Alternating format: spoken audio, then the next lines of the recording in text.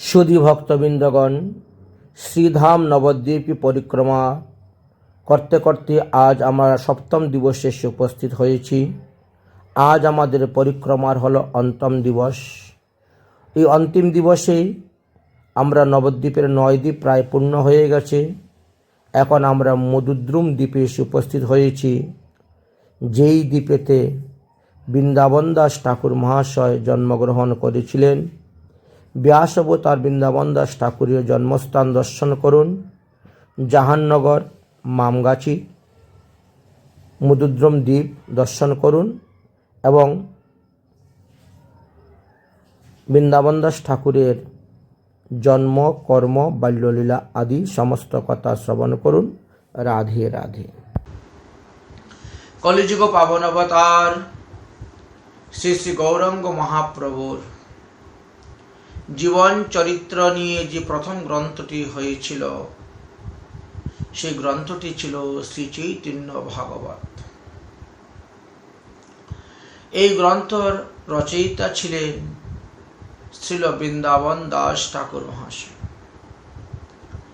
বৃন্দাবন দাস ঠাকুর নিত্যানন্দ প্রভুর আজ্ঞাতে তিনি এই গ্রন্থখানি রচনা করেছিলেন। বিভিন্ন শাস্ত্র গ্রন্থ থেকে জানা যায়, মহাপ্রভু আবির্ভাবের 22 বৎসর পরে অর্থাৎ 1429 শকাব্দে বৈশাখ মাসের কৃষ্ণপক্ষের দ্বাদশীতে শ্রীল বৃন্দাবন দাস ঠাকুর আবির্ভাব হয়েছিলেন, তিনার জন্ম হয়েছিল। বৃন্দাবন দাস ঠাকুরের পূর্বপুরুষগণ, তাদের নিবাস ছিল বর্তমান যেটা বাংলাদেশ বলি আমরা, সেই বাংলাদেশের শ্রীহট্টে। পরে তারা কুমারহট্টে এসে বাস করেন, তারপরে হালি শহরে গিয়ে বসবাস করেছিলেন। বিভিন্ন শাস্ত্র হইতে এই সিদ্ধান্তটা আমরা জানতে পেরেছি। হালি শহরের নতি গ্রামে নারায়ণী সুত ঠাকুর বৃন্দাবন দাস ভুবন বিখ্যাত।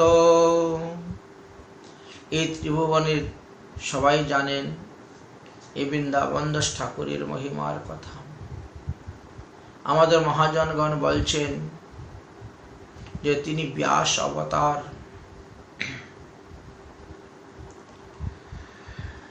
নীতিগ্রামে জন্মস্থান স্থিতি দেনুরাতে শ্রী চৈতন্য ভাগবত কৈলা প্রচারিতে।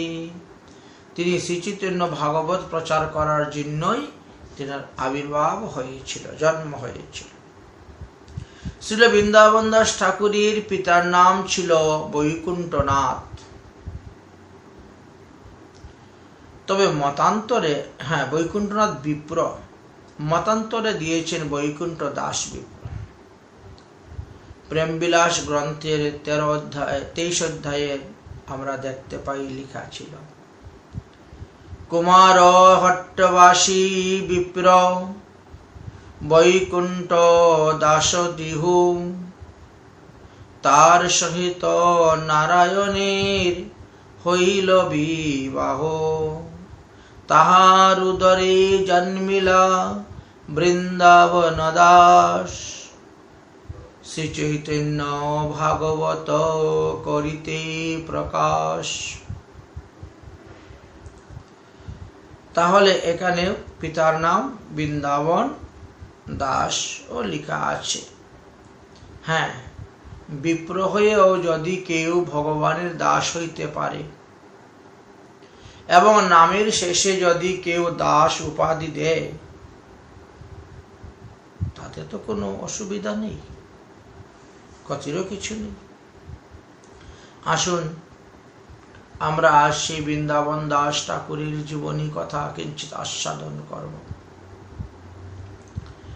বৃন্দাবন দাস যবে আছিলেন গর্ভে,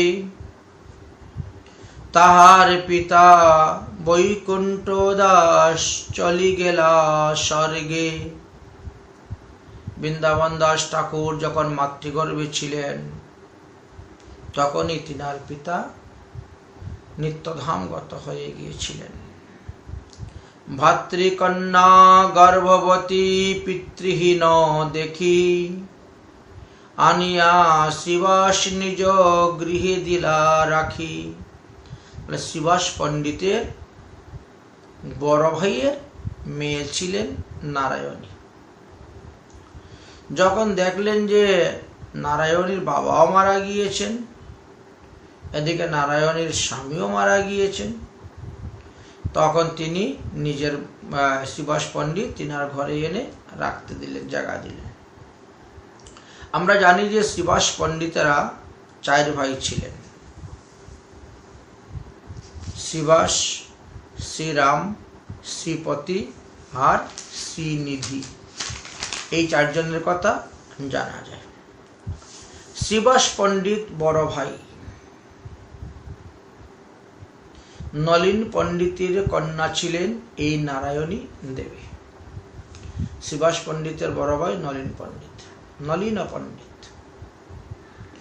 কলিযুগ পাবন অবতার শ্রী শ্রী গৌরাঙ্গ মহাপ্রভু গয়াধাম করি যখন আসলেন, তারপরে শ্রীবাসের অঙ্গনে যখন মহাপ্রভু মহাপ্রকাশ হলেন, তখন নলিনী পণ্ডিত মারা গিয়েছিলেন, এটা জানা যায়। নারায়ণী দেবী তখন শ্রীবাস পণ্ডিতের বাড়িতে ছিলেন। তো কোনো কোনো গ্রন্থে বলছেন যে তখন তার বয়স 4 বৎসর ছিল।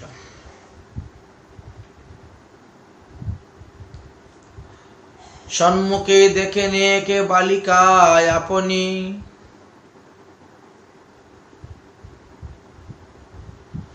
শ্রীবাসের ভাতৃসুতা নাম নারায়ণী। বালিকা 4 বৎসরের বালিকা ছিলেন, সামনে দেখলেন নারায়ণ। যদ্যপিও বৈষ্ণব জগতে যার ধ্বনি, চৈতন্য অবশেষ পাত্র সেই নারায়ণী। অর্থাৎ মহাপ্রভুর প্রসাদ পাওয়ার পরে তিনার ভোজন থলিতে যে সমস্ত প্রসাদ থাকতো সব নারায়ণী দেবী পেতেন, এই জন্য অবশেষ পাত্র বলা হয়েছে। সর্বভূত অন্তর্যামী প্রভু গৌরচাঁদ, আজ্ঞা কইলা নারায়ণী কৃষ্ণ বলি কাদ। নারায়ণী দেবীর বয়স যখন 4 বৎসর ছিল, মহাপ্রভু তখন শ্রীবাস অঙ্গনে প্রকাশ হয়েছিলেন, মহাপ্রকাশ রূপ ধারণ করেছিলেন এবং নারায়ণী দেবীকে বললেন যে তুমি কৃষ্ণ বলে কাঁদো। 4 বৎসরের সেই উন্মুক্ত চরিত্র হা কৃষ্ণ বলিয়া কাঁদে নাহিক সম্বিত। মহাপ্রভু আদেশ করার সঙ্গে সঙ্গেই সেই নারায়ণী হা কৃষ্ণ বলিয়া কাঁদতে শুরু করে দিয়েছিলেন। অঙ্গবহি পরে দ্বারা পৃথিবীর তলে, পরিপূর্ণ হইল স্থল নয়নের জলে। এমন ভাবে কান্না শুরু করলেন যে তিনার অশ্রুধারা পৃথিবী মানে মাটি ভিজে গিয়েছিল নয়নের জলে।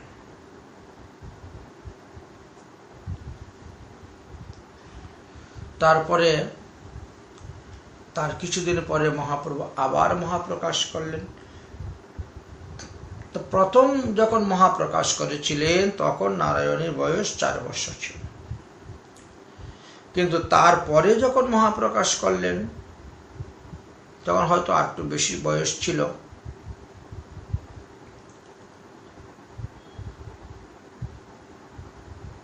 সেই সময়ে মহাপ্রভু তিনার চর্বিত তাম্বুল নারায়ণী দেবীকে দিয়েছিলেন, এটাও পাওয়া যায় শাস্ত্রে। মহানন্দে খাও সবে হরষিত হইয়া, মহাপ্রভু পান তাম্বুল চর্বণ করে সেই অধরামৃত ভক্তদেরকে দিয়েছিলেন, দিয়ে বলেন, নাও এটা তোমরা সেবা করো। মহানন্দে খাও সবে হরষিত হইয়া, কোটি চন্দ্র শরদ মুখের দ্রব্য পাইয়া। সবাই তখন আনন্দ মনে খেতে শুরু করলেন। ভোজনের অবশেষ যথেক আছিল, নারায়ণী পুণ্যবতী তাহা সে পাইল। মহাপ্রভু ভোজনের অবশিষ্ট সমস্ত দ্রব্য নারায়ণী দেবী লাভ করেছিলেন, পেয়েছিলেন। শিবাসের ভাতৃসুতা বালিকা অজ্ঞান, তাহারে ভোজন শেষ প্রভু করেন দান। 4 বৎসরের বালিকা, তো তার আর কি জ্ঞান আছে, কিন্তু মহাপ্রভু তিনার ভোজনের অবশেষ সবকিছু একে দান করতেন। পরম আনন্দে খায় প্রভুর প্রসাদ, সকল বৈষ্ণব তারে করেন আশীর্বাদ। মহাপ্রভুর প্রসাদ তিনি পেয়েছিলেন, সমস্ত বৈষ্ণবগণ তারা আশীর্বাদ করেছিলেন সেই নারায়ণী দেবীকে। ধন্য ধন্য এই সেই সেবিলা নারায়ণ, বালিকা স্বভাবে ধন্য কইলা তার জীবন। ভগবান মহাপ্রভু নারায়ণী দেবীকে বাল্যকালী কৃপা করলেন। খাইল প্রভুর আজ্ঞায় হইয়া নারায়ণী, কৃষ্ণের পরমানন্দে কাঁদে দেখি শুনি। হেন প্রভু চৈতন্য আজ্ঞার প্রভাব, কৃষ্ণ বলি কাঁদে অতি বালিকা স্বভাব। অদ্যপিয় বৈষ্ণব মণ্ডলে যার ধ্বনি, গৌরাঙ্গের অশেষ পাত্র অবশেষ পাত্র দেবী নারায়ণী। তাই নারায়ণী দেবীর মহিমার কথাও বর্ণন করে গিয়েছেন চৈতন্য ভাগবতের মধ্যলীলাতে আমরা দেখতে পাই। এই নারায়ণী সম্পর্কে কবি কর্ণফুল তিনার গৌর গুণোদ্দেশ্যে দীপিকা নামক গ্রন্থেতে লিখেছেন, অম্বিকায়া সসায়ামি নামনা শীল কিলিম্বিকা, কৃষ্ণয়োচিষ্ট প্রভু জ্ঞানা শ্রীম নারায়ণী মথা। দাপর যুগে ভগবান শ্রীকৃষ্ণের লীলাকালে ব্রজলীলাতে যিনি অম্বিকা ভগিনী ছিলেন এবং যিনি শ্রীকৃষ্ণের উচ্ছিষ্ট প্রতিদিন ভোজন করিতেন, সেই কিলম্বিকাই নবদ্বীপ লীলাতে এসে নারায়ণী দেবী রূপে অবতীর্ণ হয়েছিলেন।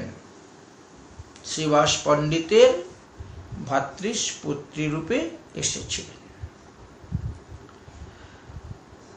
শ্রীমৎ মহাপ্রভু যখন নারায়ণীকে অধরামৃত দিয়েছিলেন, তখন তাহার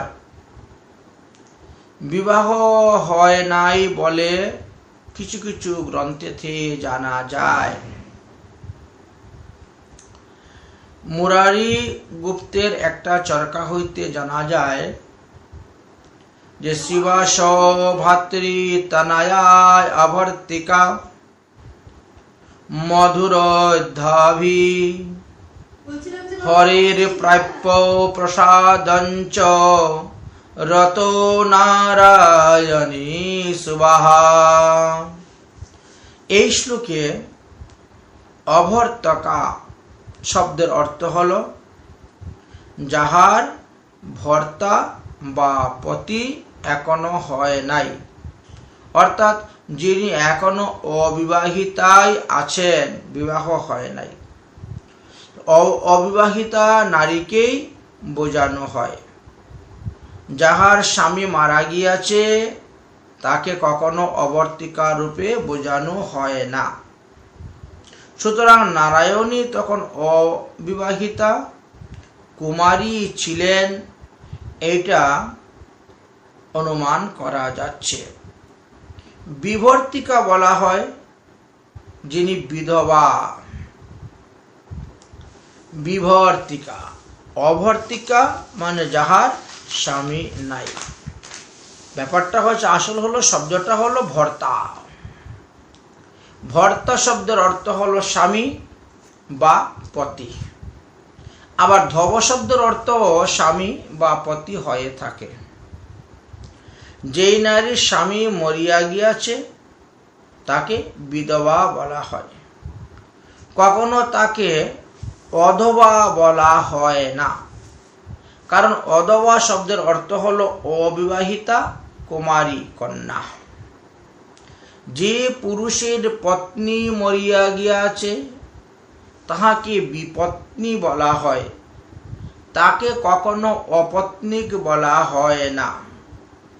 এই স্থলে নং এই যে নৈশ্বর্ত সূচক বার্তকম বি উপসর্গ যোগ হয়েছে এবং এই বি উপসর্গর দ্বারা শব্দের অর্থ হচ্ছে যাহা পূর্বে ছিল কিন্তু এখন নাই। অর্থাৎ সদভা পতি আছে, বিধবা পতি মারা গিয়েছে। কিন্তু নৈয়ার্থ সূচক অশব্দের একটি ভিন্ন রূপ ব্যঞ্জনার্থক আছে দেখা যায়। যদি কে বলে অপুত্রক, যাহার পুত্র কখনো জন্মে নাই তাহাকে অপুত্রক বলা হয়। যাহার পুত্র জন্মিয়া মরিয়া গিয়াছে তাহাকে মৃতপুত্রা বলা হয়, মৃতপুত্র। কিন্তু অপুত্র কখনো বলা হবে না। ঠিক তেমনি ভাবে কেউ কেউ বলেন অভর্তিকা, যাহার কোনো সভার্তিকা। অভার্তিকা, যাহার কোনো সহোদর ভাই জন্মে নাই, অভার্তিকা। অপত্নীক, যিনি এখনো বিবাহ করেন নাই, কুমার আছে।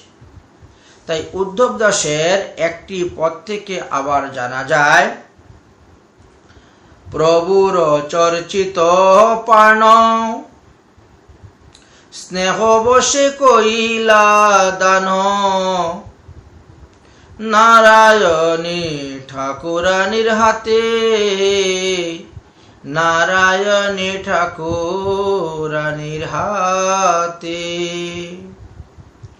রে শৈশবে বিধবা ধনী, শারদী সতী শিরোমণি, সেবন করিলা সেই চর্চিতে,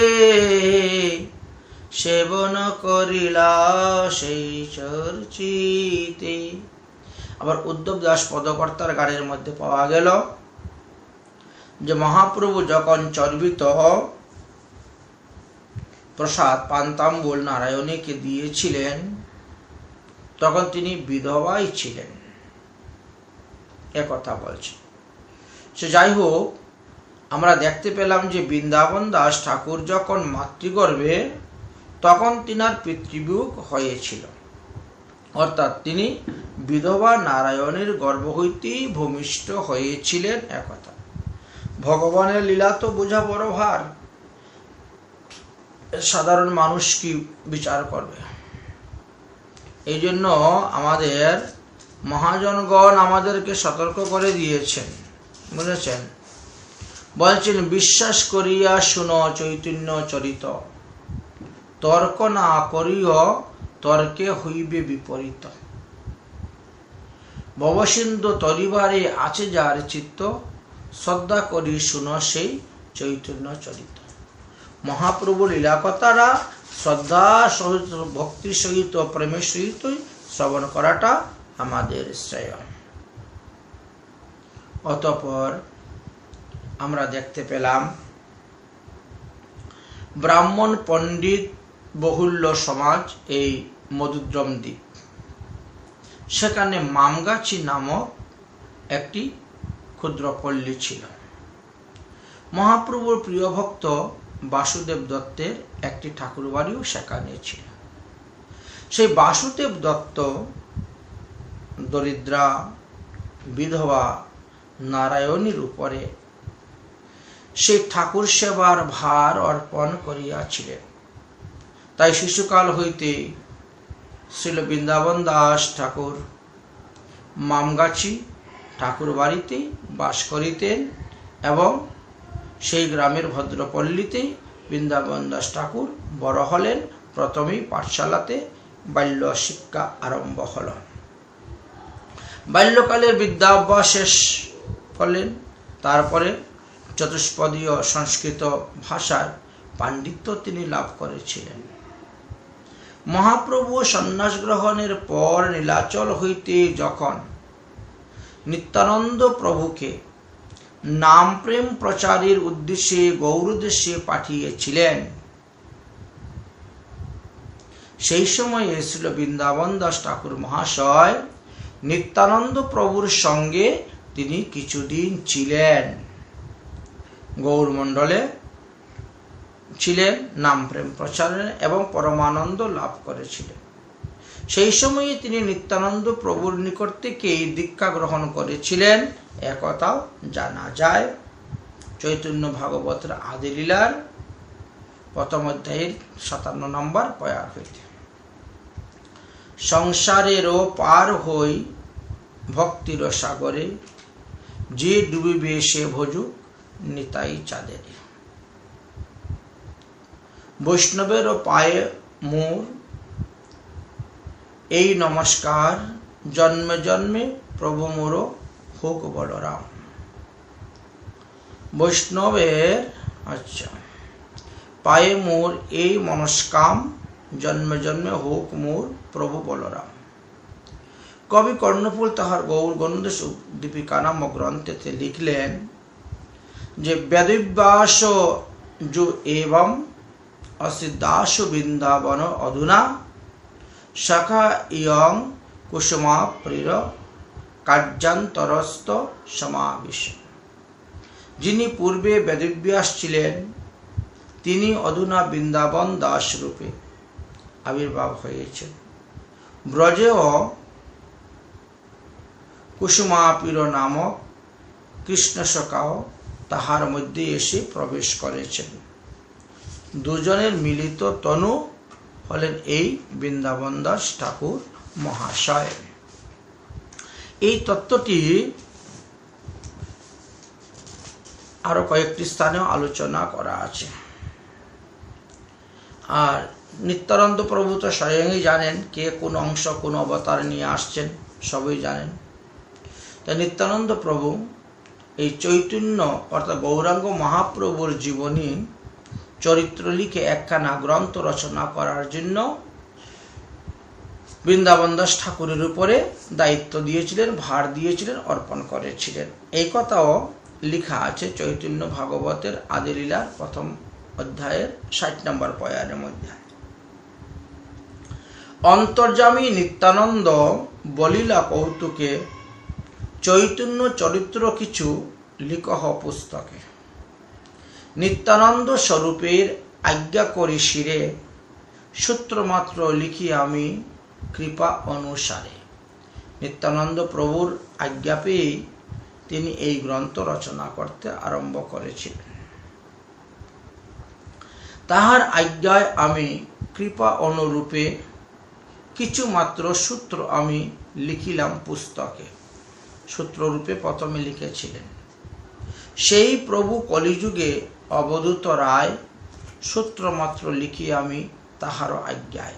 নিত্যানন্দ প্রভুর আজ্ঞাতে যিনি লিখেছিলেন মহাপ্রভুর জীবনী কথা, সেটা আমি সেখানে লিখে গেলেন। চৈতন্য কীর্তন স্ফুরে শেষে নিত্যানন্দ কৃপায়, যশের ভান্ডার বৈশে শেষের জিব্বায়। শেষ বলতে এখানে শেষ নাগ বা অনন্ত নাগ বা শেষশাহী বিষ্ণু, এই কথা বলতে চাচ্ছেন যে চৈতন্য কীর্তন স্ফুরে শেষের জিব্বা, শেষের কৃপা মানে নিত্যানন্দ বা শেষশাহী বিষ্ণু বা শেষনাগ অনন্তনাগের কৃপায়। চৈতন্য চণ্ডীর পূর্ণ শ্রবণ চরিত্র ভক্ত প্রসাদে শেষ পুরে জানিবে নিশ্চিত। তিনি মহাপ্রভুর পার্ষদগণ ভক্তদের সঙ্গে বসে আলোচনা করে তাদের মুখ থেকে শুনে সেই সমস্ত লিখেছিলেন, যারা যারা মহাপ্রভুর সঙ্গে যে যে লীলা করেছিলেন সেই কথা শুনে শুনে। বেদগুজ্জ চৈতন্য চরিত্র কেবা জানে, তাহা লিখি যাহা শুনিয়াছি ভক্তগণ স্থানে। অতএব ভগবানের লীলা ভগবানই জানেন, তবুও ভক্তদের মুখ থেকে শুনিয়ে ভক্তদের কৃপায় আমি লিখিয়াছিলাম, এই কথা বলছেন। চৈতন্য কথার আদি অন্ত নাহি দেখি, তাহার কৃপায় যে বলেহেন তাহাই আমি লিখি। ভগবানের লীলা কথার আদি মধ্য অন্ত খুঁজে পাওয়া যায় না, তথাপিও তিনার কৃপাতে আমি যতটা কৃপা করেছিলেন ততটাই লিখেছিলাম। মন দিয়ে শুনো ভাই শ্রী চৈতন্য কথা, ভক্ত সঙ্গে যে যে লীলা কইলা যথা তথা। মহাপ্রভু ভক্তদের সঙ্গে যেখানে যেখানে যে লীলা করেছিলেন, যে যে স্থানে বিহার করেছিলেন, আমি ভক্তদের মুখের থেকে যেভাবে শুনেছি সেভাবেই আমি লিখে গিয়েছি। ত্রিবিধ চৈতন্য লীলা আনন্দের ধাম, আদি খণ্ড, মধ্য খণ্ড, শেষ খণ্ড নাম। বলেন আমার এই গ্রন্থতে আমি মহাপ্রভুর লীলাটা 3 খণ্ডে করেছি।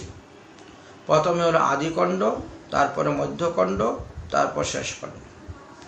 আদিখণ্ডে প্রধান বিদ্যার বিলাস, মহাপ্রভুর আবির্ভাব থেকে বিদ্যাবিলাস পর্যন্ত আদিখণ্ডে লেখা হয়েছে। মধ্যখণ্ডে চৈতন্যের কীর্তন প্রকাশ, মধ্যখণ্ডে গয়া থেকে আসার পরে যে তিনি হরিনাম প্রকাশ করেছিলেন, জগাইমতে উদ্ধার, কাজী উদ্ধার আদি করেছিলেন সেই কথা। শেষ খণ্ডে সন্ন্যাস রূপে নীলাচলে স্থিতি, এবং শেষে মহাপ্রভু যে 18 বছর নীলাচলে ছিলেন সেইগুলা বিস্তারিতভাবে বর্ণন করে গিয়েছেন। নিত্যানন্দ স্থানে সমর্পিলা গৌরকৃতি। তাই নিত্যানন্দ প্রভুর কৃপাতে তিনি গ্রন্থ রচনা করেছিলেন, নিত্যানন্দ প্রভুর কাছেই তিনি সমর্পণ করলেন এই গ্রন্থ। বৃন্দাবন দাস ঠাকুর নিত্যানন্দ প্রভু এবং অন্যান্য বৈষ্ণবগণের মুখ হইতে গৌলীলার কথা শ্রবণ করে করে এই গ্রন্থটি তিনি লিপিবদ্ধ করেছিলেন, পাণ্ডুলিপি করেছিলেন, এবং তিনি প্রথমে নাম দিয়েছিলেন এই গ্রন্থের চৈতন্য মঙ্গল। এটা চৈতন্য চরিতামৃত আদিলীলার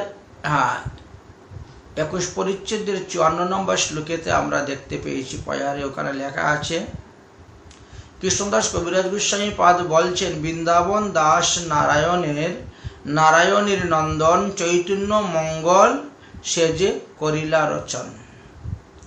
তাহলে প্রথমে মহাপ্রভুর জীবনী নিয়ে বৃন্দাবন দাস ঠাকুর মহাশয় যে গ্রন্থটি রচনা করেছিলেন তার নাম দিয়েছিলেন শ্রী চৈতন্য মঙ্গল।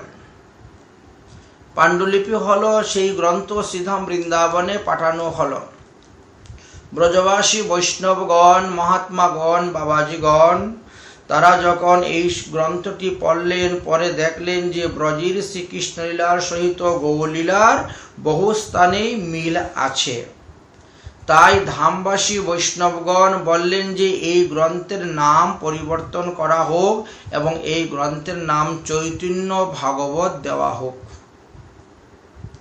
সেই থেকে গ্রন্থের নাম চৈতন্য ভাগবত রাখা হয়।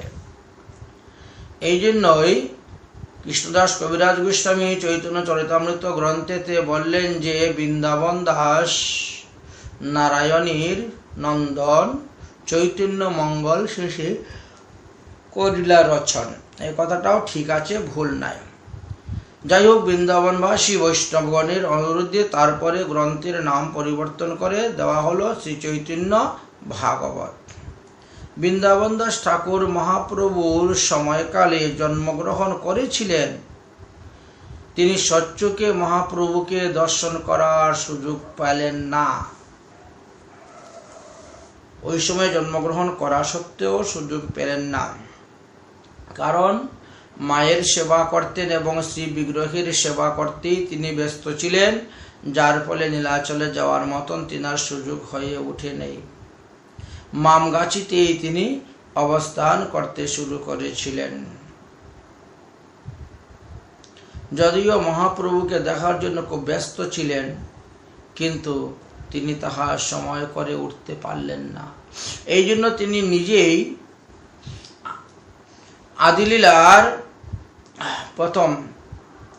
আদিলীলার অষ্টম অধ্যায়ের 284 নম্বর শ্লোকেতে তিনি নিজে লেখছেন, হইল পাপিষ্ট জন্ম, না হইল তখনে হইলাম বঞ্চিত সেই মুখ দর্শনে। জন্ম তো হইল, কিন্তু মহাপ্রভুর শ্রীবদনটা দর্শন করতে পারলাম না। হইল পাপিষ্ট জন্ম, তখনে না হইল হেন মহা মহোৎসব দেখিতে না পাইল। মহাপ্রভু যে যে মহোৎসব যে যে স্থানে করেছিল সেগুলোও আমি দেখতে পেলাম না, বঞ্চিত হয়ে গেলাম। ছিল বৃন্দাবন দাস ঠাকুর খুব দৈন্যের মূর্তি ছিলেন। তার অসাধারণ দৈন্যের কথা তিনার এই লিখনির মধ্যেই বোঝা যায়। শ্রীকৃষ্ণ চৈতন্য নিত্যানন্দ চাঁদ জান, বৃন্দাবন দাস তুচ্ছ পদ যুগ গান। এই পয়ের দ্বারাই বোঝা যায় যে তিনার মধ্যে কতটা দৈন্য ছিল, এবং তাহার দৈন্য এটা সত্যিকারের দৈন্য ছিল, এটা কোনো কপটতা ছিল না। এই সমস্ত উক্তির মাধ্যমেই বোঝা যায় যে তিনার মধ্যে যে দৈন্যভাবটা ছিল, সেই দৈন্যভাবের মধ্যে কোনো রকমের কোনো কপটতা ছিল না। ছিল বৃন্দাবন দাস ঠাকুর মহাশয় বিবাহ করিয়াছিলেন কি না, তাহা এখনো কোনো গ্রন্থে জানা যায়নি। তিনি সন্ন্যাস গ্রহণ করেছিলেন কি না, সেটাও জানা যায়নি। তিনি ত্যাগী বৈষ্ণব বাবাজিদের ন্যায় বেশ ধারণ করিয়াছিলেন কি না, সেটাও সঠিকভাবে জানা যাচ্ছে না। তবুও ব্রাহ্মণ সন্তান হয়ে যে তিনি বৈষ্ণব উচিত দাস অভিমানে নিজেকে বৃন্দাবন দাস ঠাকুর বলে পরিচয় দিয়েছেন, এটাই ভিন্ন। ছিল বৃন্দাবন দাসের শ্রীপাঠ নবদ্বীপ হইতে 12 কিলোমিটার পশ্চিমে, বর্ধমান জেলার অন্তর্গতই এটা দেনুর গ্রামে। সেখানে তিনি শ্রী গৌর নিতাই বিগ্রহ প্রতিষ্ঠিত করে সেবা করিতেন। পরবর্তী সময়ে তাহার শিষ্য রামহরি নামক কায়স্থের উপরে এই ঠাকুর সেবার ভার অর্পণ করে বৃন্দাবন দাস ঠাকুর মহাশয় শ্রীধাম বৃন্দাবনে গমন করেছিলেন। তিনি যেমন শাস্ত্রজ্ঞ ছিলেন, তেমনি আবার সঙ্গীত বিদ্যায়ও যথেষ্ট জ্ঞান ছিল। তার প্রমাণ চৈতন্য ভাগবতের মধ্যে মধ্যে দেখবেন ওখানে রাগ রাগিনীর কথা উল্লেখ আছে। কোন রাগ কোন রাগিনীতে তিনি ভগবানের কোন লীলা কীর্তন করে গিয়েছেন। সে যাই হোক, বৃন্দাবন দাস ঠাকুর মহাশয় হচ্ছেন বাংলা ভাষার প্রথম মৌলিক গ্রন্থের রচয়িতা। এই কারণে তিনি চিরকাল বঙ্গ সাহিত্য অনুরাগীদের কাছে নমস্য হয়েই থাকবেন। তিনি সুদীর্ঘ 82 বৎসর পর্যন্তই ধরাধামে অনেক লীলা করে গিয়েছিলেন। তিনার তিরুভাব হয়েছিল 1511 শতাব্দে। কৃষ্ণদাস কবিরাজ গোস্বামীপাদ তিনার চৈতন্য চরিতামৃতের আদিলীলার 8ম পরিচ্ছেদের 34 নম্বর পয়ারেতে বলেছেন, বৃন্দাবন দাস কইল চৈতন্য মঙ্গল, যাহার শ্রবণে নাশে সর্ব অমঙ্গল।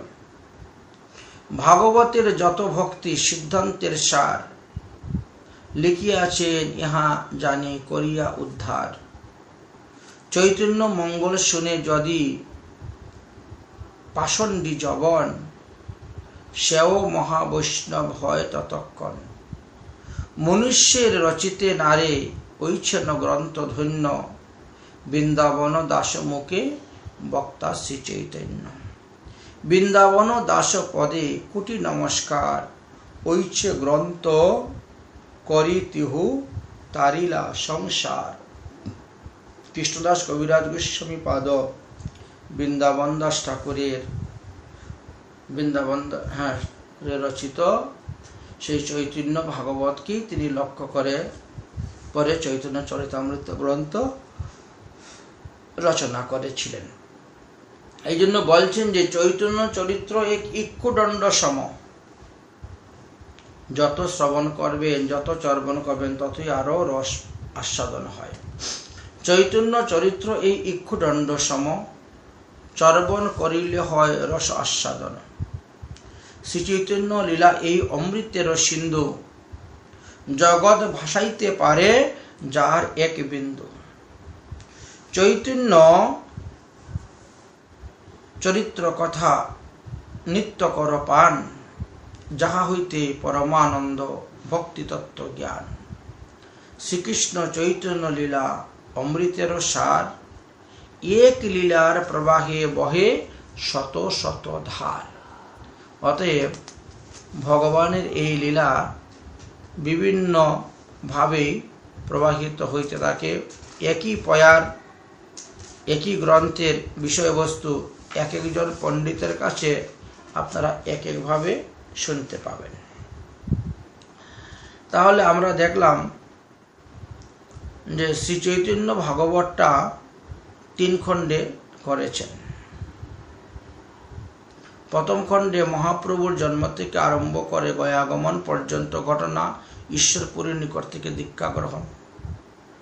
দ্বিতীয় খণ্ডে গয়া হইতে ফিরে এসে সন্ন্যাস পর্যন্ত, আর তৃতীয় হলো সন্ন্যাস গ্রহণের পর থেকে তিরোধান পর্যন্তই লীলাকথা বর্ণন করে গিয়েছে।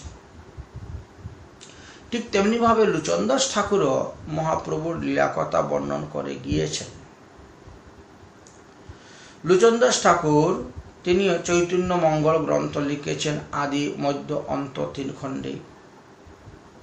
সেখানে তিনি আদিখণ্ডে শ্রী গৌরাঙ্গ মহাপ্রভুর আবির্ভাব হইতে গয়া হইতে বৃন্দাবন গমন পর্যন্ত আলোচনা করেছেন।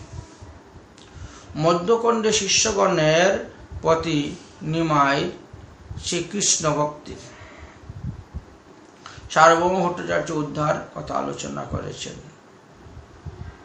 আর তৃতীয় খণ্ডে মহাপ্রভুর মানে তখনকার সময়ের কথা বলছেন ঈশানটা। এই দেখো সেই বাসস্থান, সেই ব্রাহ্মণের বাসস্থান। তারপরেও অনেক দিন ছিল, কিন্তু বর্তমান সময়ে সেটা আর নেই। আমরা যখন পরিক্রমা করতে যাই তখন আর আমরা সেটা দেখতে পাই না। এইভাবে মধুদ্রম দ্বীপের উৎপত্তি হয়েছিল। তাই মধুদ্রম দ্বীপের মহিমার কথা আমরা আস্বাদন করলাম। জয় গৌর সুন্দর, জয় নিতাই, জয় শ্রী হরে কৃষ্ণ হরে কৃষ্ণ কৃষ্ণ কৃষ্ণ হরে হরে, হরে রাম রাম রাম হরে হরে। হরে কৃষ্ণ কৃষ্ণ কৃষ্ণ হরে হরে, হরে রাম রাম রাম হরে হরে। হরে কৃষ্ণ কৃষ্ণ কৃষ্ণ হরে হরে, হরে রাম রাম রাম হরে, হরে রাম রাম রাম হরে হরে। হরে কৃষ্ণ হরে কৃষ্ণ কৃষ্ণ হরে হরে, হরে রাম রাম রাম হরে হরে। হরে কৃষ্ণ কৃষ্ণ